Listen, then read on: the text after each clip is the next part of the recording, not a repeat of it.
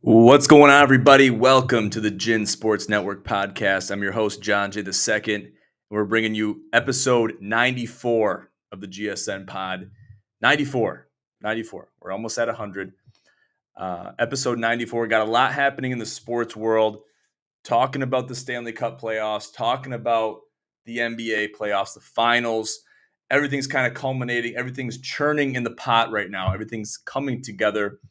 And we're seeing it happen. We're going to look forward here towards the end of the show, look at what's coming up in the future. What do we have to look forward to into the summer? There's a lot of sports happening right now, but there's even more coming our way this summer for the rest of the summer and going into the fall. Obviously, everything that's going to transpire into the fall, going into the latter half of the summer, which we're just getting started with the summer. I know the summer flies by. We want to take advantage of it while it's here. So we don't want it to fly by too fast. But once that is behind us, we obviously have football right on the horizon. So it's a lot to look forward to going into the fall. Got to give a shout out to my buddy Seth Conklin at Seth the Connoisseur, putting on the Lit Golf Tour. Something that we talked about for a while. It was kind of going in the works, and they finalized it, and they came out with a great lineup of courses for a 20 grand purse, running the two-man, growing the two-man, Lit Golf Tour. Check them out on social media. I'm repping one of their hats for the 420 Golf Club. You can see it on my cranium right now. Go check them out. Check them out on social media. IG is their main platform. So check them out. Check them out. Give them your time. Give them your energy. Doing some great stuff over there, my buddy Seth. Got to talk about Scotty. So, as you know, Scotty Scheffler is back in the news. Didn't play so good in the PGA Championship, obviously after getting pulled over, taken into jail, booked, and the whole 9 yards. Basically, the whole 9 yards got thrown Scotty's way, and he had to deal with that. Had a little bit of legal trouble to deal with, and that's just kind of how Scotty wanted to start his week. So if you can see on my right, or on my, it's on my right, I guess, how you guys oriented with the screen, you can see some very popular headshots of, mug shots, I guess, of some prominent individuals. So starting off with the Tiger Woods, Shooter McGavin, John Daly, and then Scotty Scheffler. I saw this on Facebook, and I couldn't help but laugh at it. It was too funny. It's too funny not to look at. Had to look at it, had to give it some energy looking at it, and I'm just looking at it laughing right now. But most of these, I'd say 3 out of these 4 are alcohol related. They're alcohol related. You can look at Tiger Woods, absolutely pilt to the nines. Shooter McGavin, still cracking a smile, but he's fucking obliterated. Then you got John Daly, drunk off his ass. He's like that 9 times out of 10, 24/7. Even when he's playing, he's confessed that that's the condition he's in when he's playing the sport of golf, which he's one of us. He's one of us. He's one of the guys that plays for the weekend, but he also plays on tour, and he has the etiquette. He has the skill set to play on the weekend. And then finally, you have Scotty Scheffler.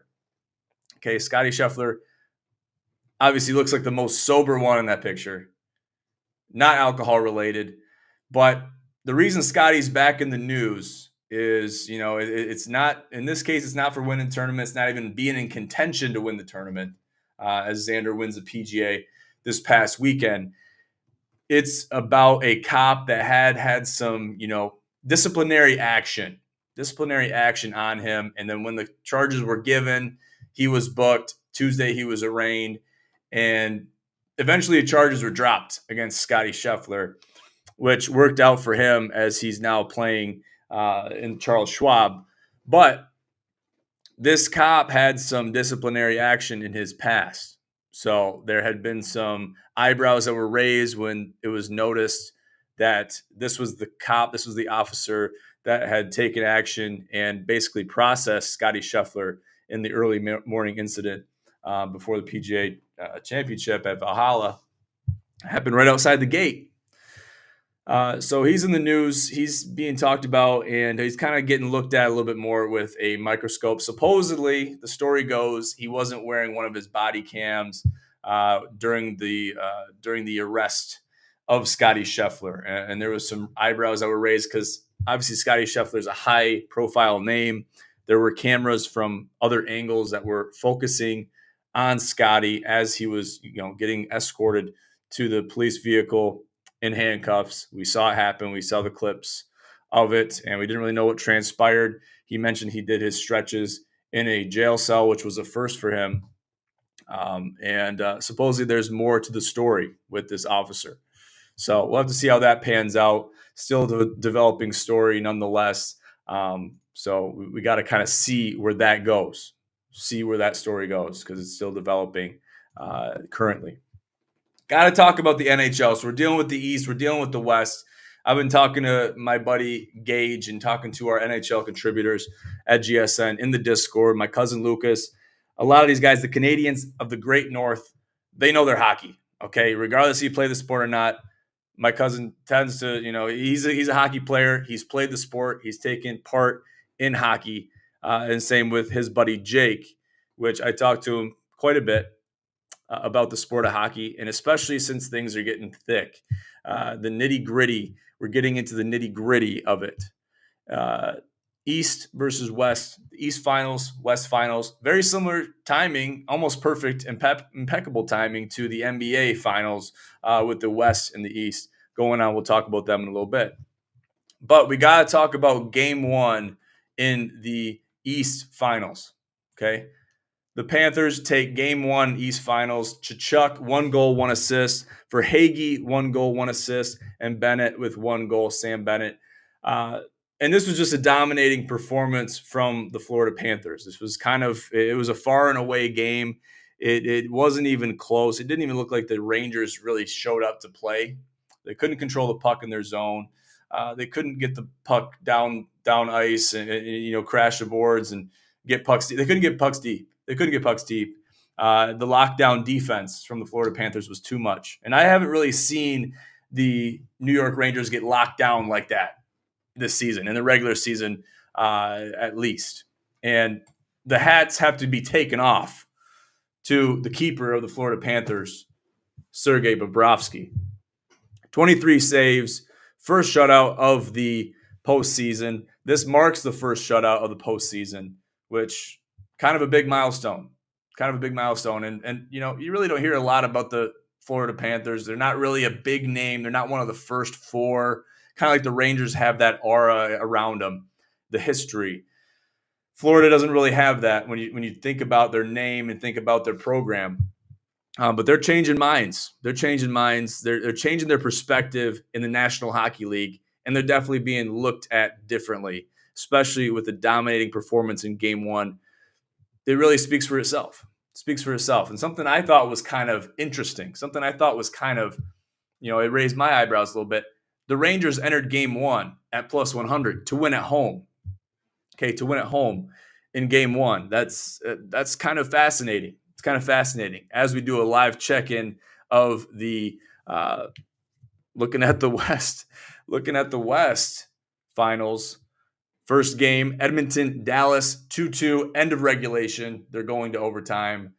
Could be a late one. Back on track, though. The Rangers, I expected more out of them. Obviously, Vegas didn't expect as much out of them when they're coming in plus 100 at home in Game 1. They're feeling good. Coming off a big win in a series against the Canes, which that was a hell of a series. And the Canes battled back. They almost came back and won it and had the berth to go to the East Finals. Didn't have enough in the tank. Similar to the Vancouver-Edmonton situation. Too little, too late. Pushed to Game 7 and just didn't have enough gas in the tank.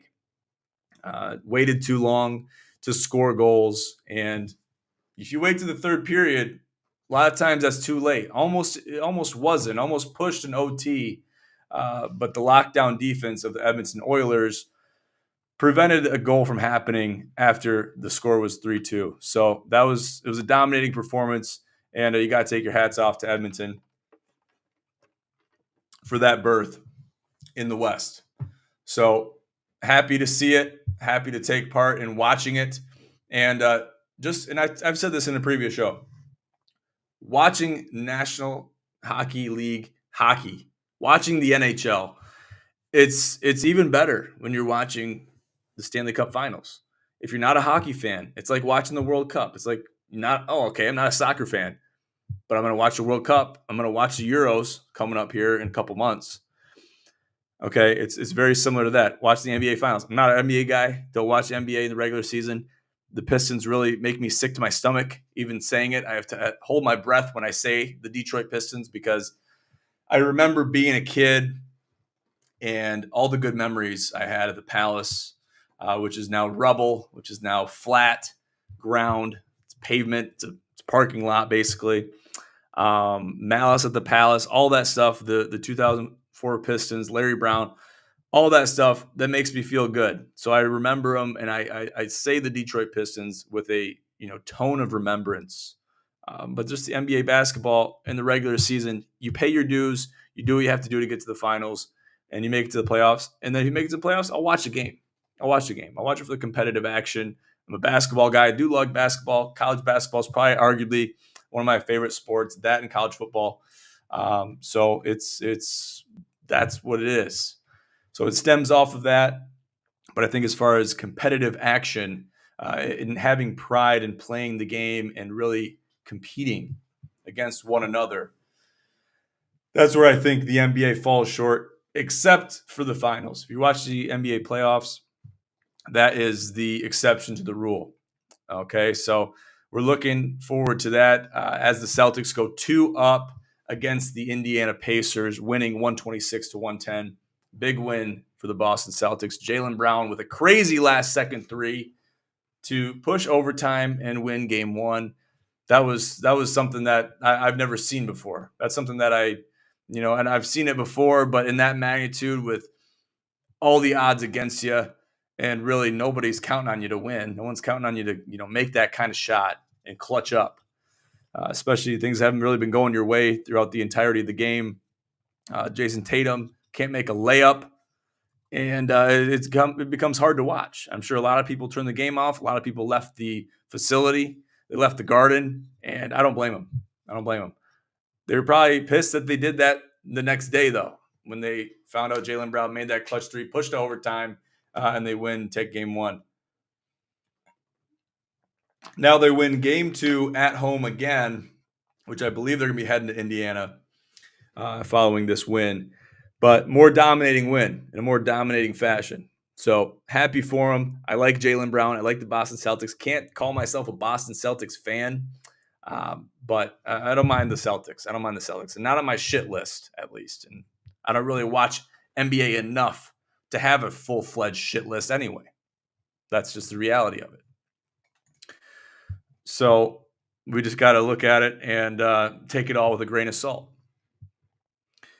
The Wolves lose to the Mavs in Game 1 of the West Finals, 108-105 in Game 1.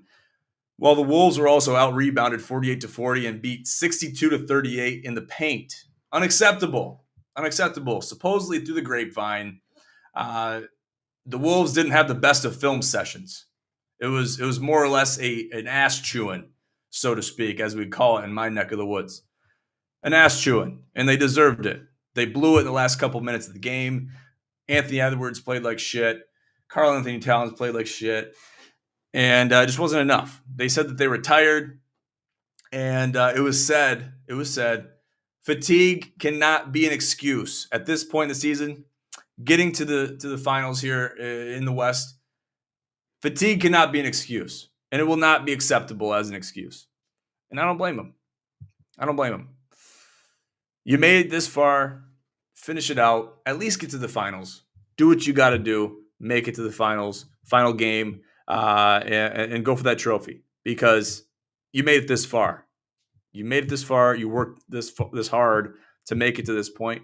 Go the distance. Fatigue is not an excuse, and no excuses are acceptable. Okay, Kyrie clutched up, Luka clutched up. It's basically a two-man band.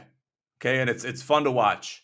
A lot of comments going towards Kyrie about the Ant-Man situation. Listen, I think it's a lot of hogwash.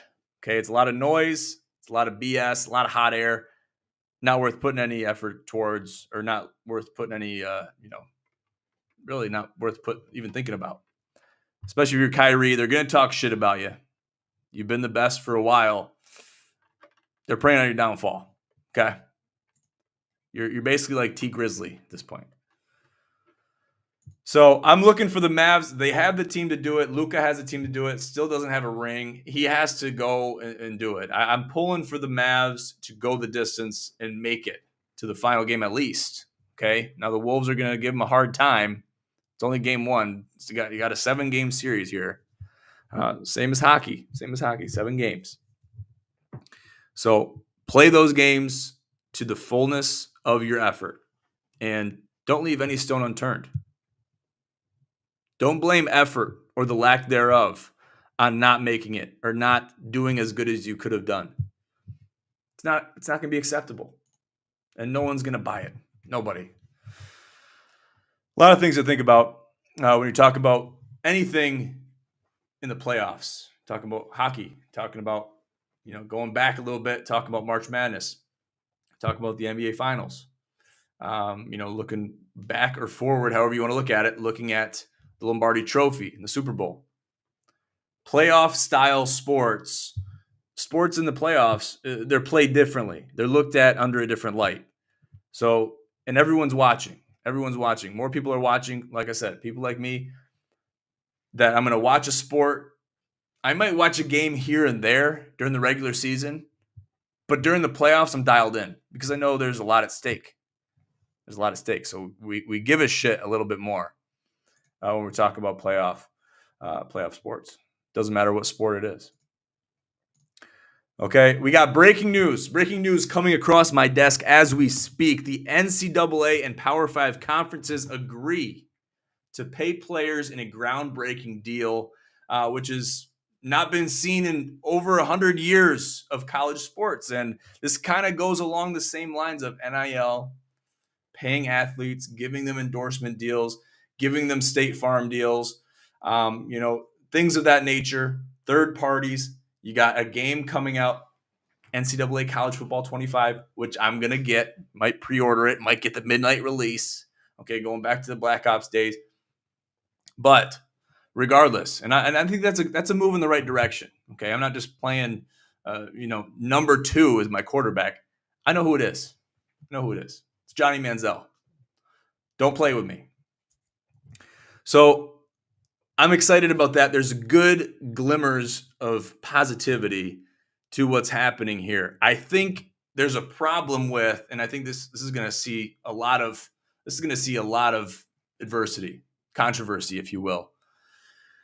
The colleges paying these athletes directly, I think, is a problem. I think having it be a third-party system where it's not being paid out by the university individually, specifically to athletes, it's it's blurring the lines a little bit of what is NIL. Is NIL going to be done with? Is it going to the wayside? So you can read the ticker at the bottom of the screen. The NCAA and its leagues will pay more than $2.7 billion in damages over 10 years to past and current athletes per source. Okay, so from what I heard, going back to 2016, athletes will be able to take on and accept these, funds through these damages payments for either payments that were made or not made towards them. And I don't know how NIL is going to get, tied into that. If they were accepting NIL funds or not, how is that going to be calculated? A lot of unanswered questions right now. So, like I said, the biggest issue I have is the colleges paying these athletes directly. There's no third parties. There's no State Farm deals. And maybe those will still be accepted. I'm not sure. But what about those athletes that were not paid in 2015? Why is 2016 the cutoff? Why are we looking at that date, that year, as the cutoff mark? Because obviously there's a lot of time. We talk over 100 years. Over 100 years of college athletes were not paid. And this was supposedly taboo. We're looking at this, basically doing exorcism. We're looking at this, our crosses are out. College athletes cannot get paid. That's not what this is for. That's the next level. these sports, a lot of times the income bringing sports, basketball, football, basically just those two.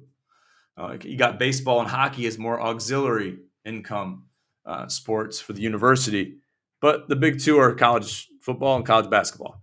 That's what it is. So those build funds for the university. Obviously, you sell alcohol at the stadium, like Spartan Stadium's doing, and the big house is now doing as well. Brings in a little bit more income.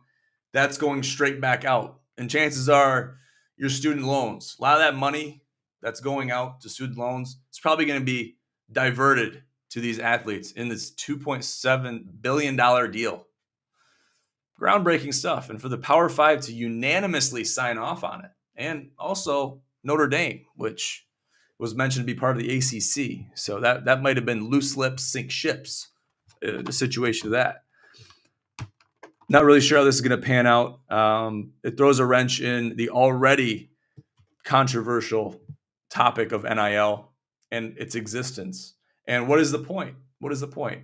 It was said that Caitlin Clark was making more as an athlete at Iowa than she would make, and she is making, at the Indiana Fever in the WNBA. There's something wrong with that. Okay, where's the drive to leave college and make it to the next level? If you're going to make more when you're accepting these NIL deals and all these endorsements you're getting in college, what's the point? What's the point? And chances are you're going to keep a lot of that stuff. But the glimmer of, everything that you get when you're in college, it kind of has that extra oomph, has that extra power to it, where it's like, okay, this guy's in college, this girl's in college, they're a star athlete. We want to sponsor them and put them in our commercials with their jerseys on. Okay. A little bit more of a grab, better for advertising. And how does it pan out? How does it play out? How does it transition to the next level? Nobody knows. Okay. So this is going to throw a wrench in that entire deal. NIL, is it still going to exist? Is it going to get tied into this groundbreaking deal somehow? A lot has yet to be unwrapped with this one. So we got to look forward. We're talking about the French Open, which is going on currently. Wimbledon, the all-white event for tennis. You got to wear white shoes, white shirts, white shorts, or skirts if you're a girl. The Paris Summer Olympics coming up in July. Euro 24, it's coming. It's back. Italia, the Azzurri, obviously the reigning champs of Euro 2020 that took place going into 22. Due to COVID reasons, it was postponed. It was called Euro 2020. Didn't happen in 2020, obviously. So we're getting the Euros again in less than 4 years' time, which is a beautiful thing. They kept the schedule the same. We're getting it. We're getting it again this summer, also in July. U.S. Open for golf is coming up alongside the British, the Open. So a lot to look forward to this summer, going into the fall, transitioning into preseason NFL football. Some of the late August games of college football, all of it culminating into one. And it's all happening very quickly. It's moving along very fast. I still remember, going back and, talking about the Clemson-Georgia game. Okay. College football, it was a couple years ago now. It's flying by. We're going into the future fast. Okay. Time flies when you're having fun. And don't blink. Don't blink because you might miss something. Lots to look forward to. And I'm excited, man. Sports are my passion. If you guys haven't already understood that and seen that from your end, it's a big part of my life. So I enjoy it a lot. And I enjoy you guys taking part, giving me your comments, giving me your feedback. I get a lot of feedback. And it's all great. It's all love. I love it. Got to plug the GSN Challenge 5, June 8th, 2024 at Briar Ridge, the 5th edition of the GSN Challenge, previously known as the Corona Challenge. benefiting the Thomas Smith Memorial Foundation. Make sure to get your teams, get signed up. Teams are flooding in. Every single day. Had 2 guys message me, 2 separate teams, when I was umping my game today, saying, hey, we're signed up. Put us with these guys. Or, hey, we want these guys. We're coming for those jackets. Some guys, they already had the jackets once. They're coming for them again. They want that placard. They want to be a part of history. They want to make their mark. So check out the link in the description. Get signed up. Get your partner and get involved. Fight for the jackets. So it's for glory. It's for history. And it's the premier 2-man scramble event of the year. Take part in it. And it's for a great cause. Good deal, ladies and gentlemen. Thank you so much for tuning into the GSN Podcast. I'm your host, as always, John J. II. Make sure to check us out on social media. All the links are in the description of this podcast, and they can be found on our website or our link tree, which is also in the description. So we'll talk soon. Have a great night. See you later.